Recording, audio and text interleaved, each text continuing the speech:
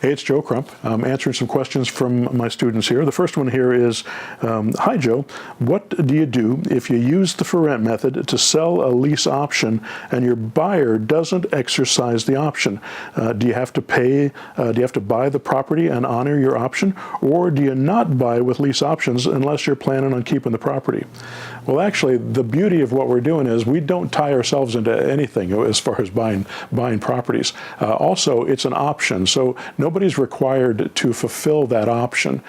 You'll find that, at least I find, on most lease option buyers won't buy the property. I'd say less than 30% will actually end up exercising their option. But while they're there, it's their property, and they get to take care of it, and they'll take care of it like it's their own. And they get a 3-year lease on the property, the seller does, and so does the buyer. So there's some real advantages to doing it that way. So it's not there's no fear that you have to keep the property or buy it or be responsible for it.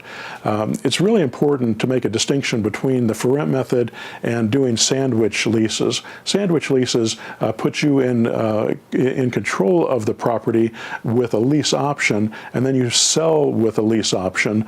You have an assignable lease option, so you sell with a lease option, and then the buyer pays you, and then you pay the seller. I don't like that situation very much. It does mean that you could get equity later and do that, but lease options don't give you much control. And if you understand the hierarchy of zero-down structures that I teach, and you can learn that on the blog, there's a bunch of information on that on my blog, but if you understand the zero-down hierarchy, structure hierarchy, you're going to understand that you want to be in more control.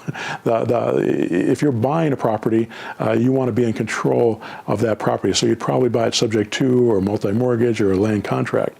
If you're selling the property, you want the buyer to be in less control, and so you sell it on a lease option or maybe a land contract, but you never sell it on a subject to. The subject to is what puts you in control. So if you learn those structures, it'll put you into a better place of understanding how this stuff works. And again, all this stuff is free on the blog. I've got a book on structuring zero-down deals on Amazon for $3.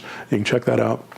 Or, of course, if you get into my mentor program or you get the Auto Marketer, both of those programs have really excellent training programs in them, full-featured step-by-step programs in them that'll help you go through this process and learn it a little bit better. But don't worry about buying it if you're buying it the way that I'm teaching, because I've set it up so that you can always walk away from a property if you need to. There's certain restrictions and certain ways that you have to do it in order to be honorable and ethical and not to get yourself in trouble. But if you do those things, you won't have a problem doing it the way that I teach. All right, hope that helps.